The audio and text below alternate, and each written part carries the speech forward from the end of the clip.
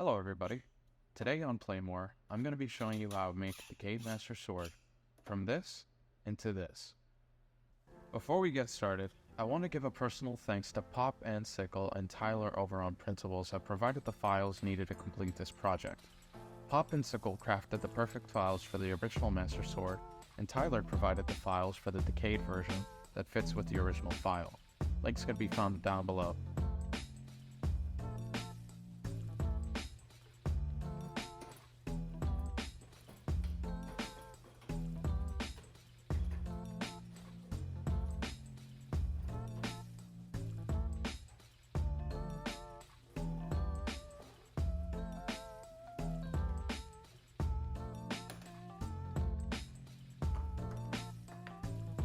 Now before I get started with any project, I like to lay out the pieces in front of me so I can get a better visual representation of what I'm going to be working on.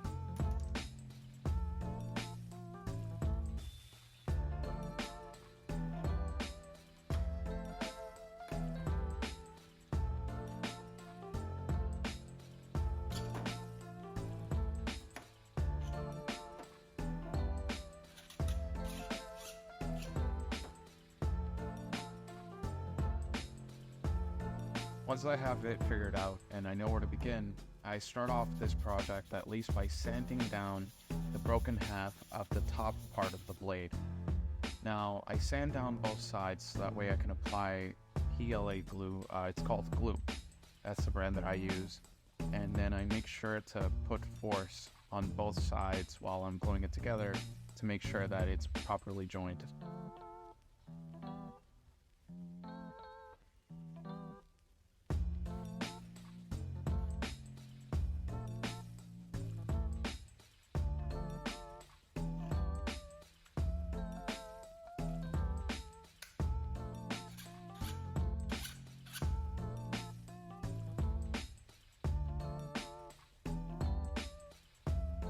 For the grip, I've decided to cut the corners so that it will allow me to slide the grip on and off at any moment, even after the crossguard has been fully built and the hilt ring has been placed.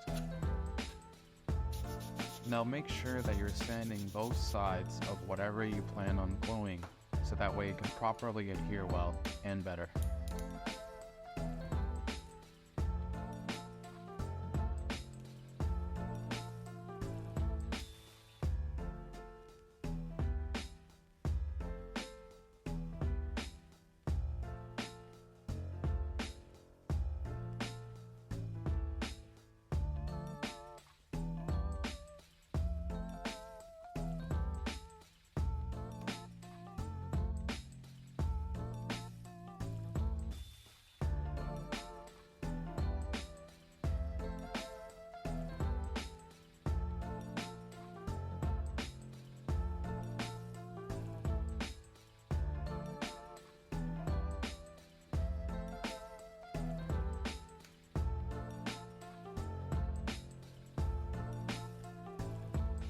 A deburring tool allows you to remove excess material from the edges or surface of an unfinished product.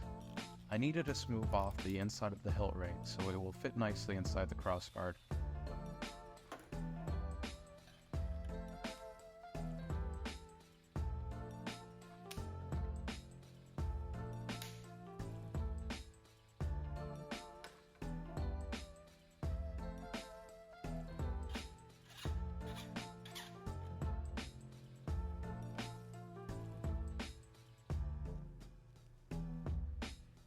Now unfortunately, when I was putting the guard pins inside the blade, I got them stuck a couple of times and I realized I had to shorten down the guard pin insert so that way they would fit properly onto the blade.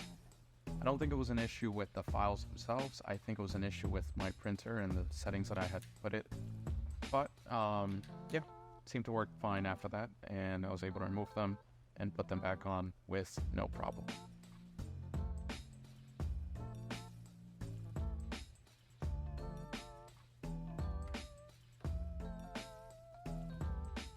Now here comes the fun part. You're going to grab any type of wood filler or any type of filler that you use. Make sure that it's good with your hands. You're wearing gloves. I know I want to talk because I just kind of put it on my finger here. But make sure to grab any type of filler that you feel comfortable with and start applying it to the blade. Now, the blade is split into parts, so this did require a little bit of time for me to slowly make sure that all the gaps are filled. Now, I ended up doing the bottom half, the top half, and the cross guard itself that needed a lot of wood filler.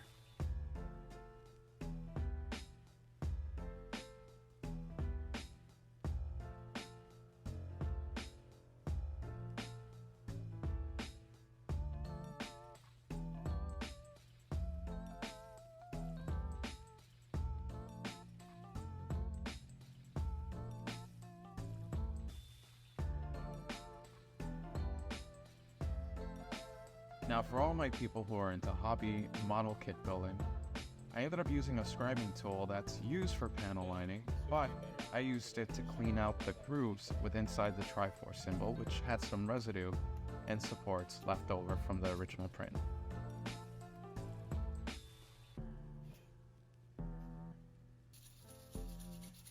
As you can see, it's everyone's favorite thing to do, same.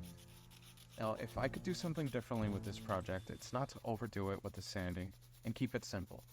I would start off with using 80 grit, 120 grit, then 180 grit, then I would move on to 320, and then apply primer and finish it off with a wet sanding using 600 grit.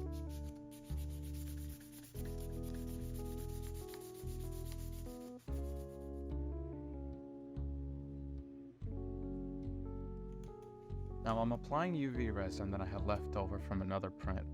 This was a technique that I saw that helps smooth out the print and get rid of some of the layer lines in the process.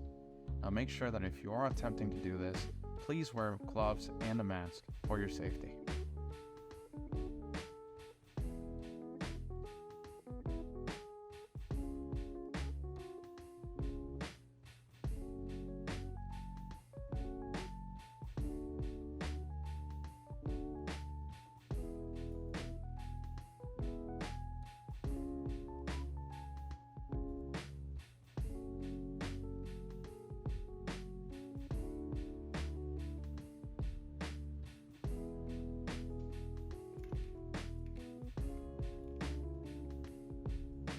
I know this is like the millionth time that I've been sanding, but overall the amount of work that you put in for sanding will determine the results that you get in your finished product.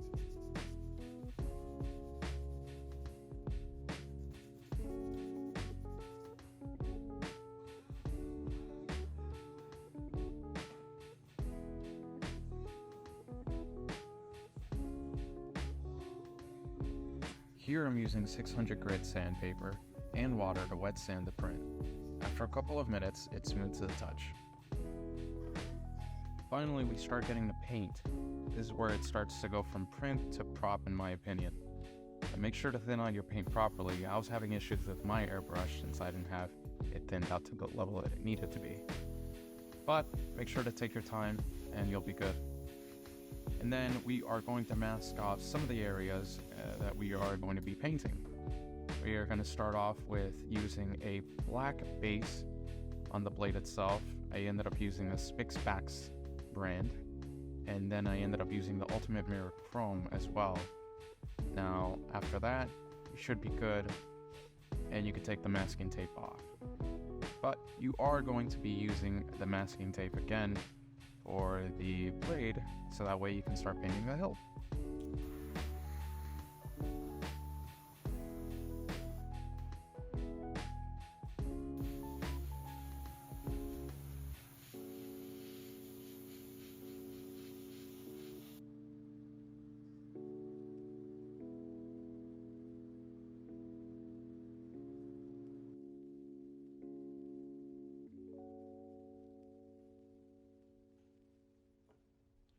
The original idea was to glue the pommel after everything has been painted, but I had issues with fitting the grip, so it resulted with me hand painting it afterwards. So I glued it and applied wood filler and painted the pommel off screen.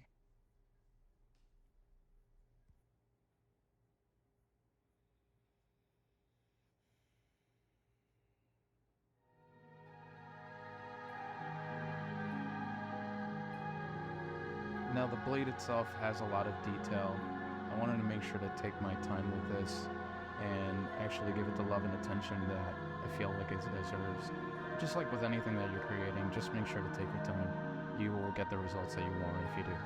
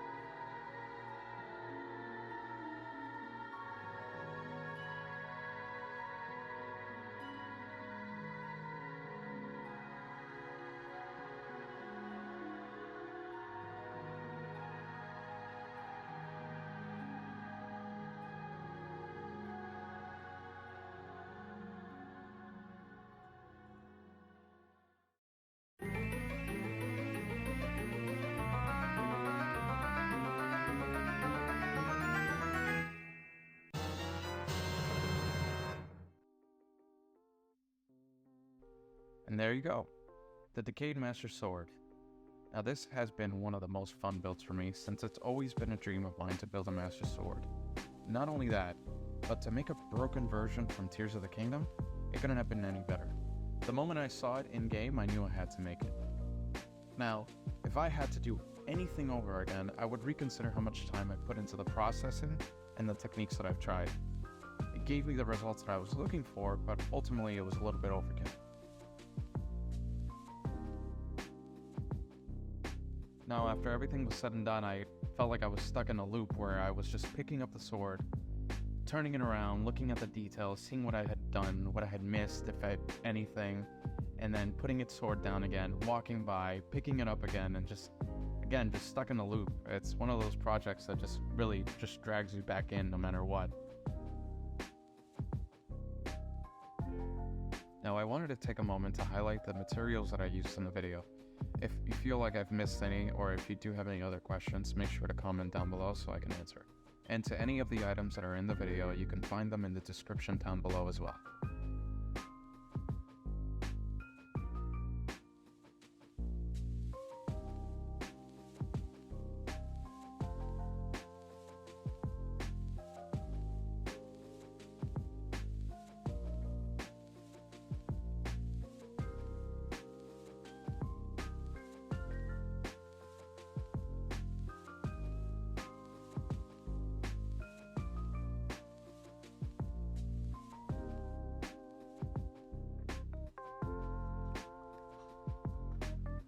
Once again, I want to thank Pop and Sickle for providing the original files to work on this project, as well as Tyler over on Printables.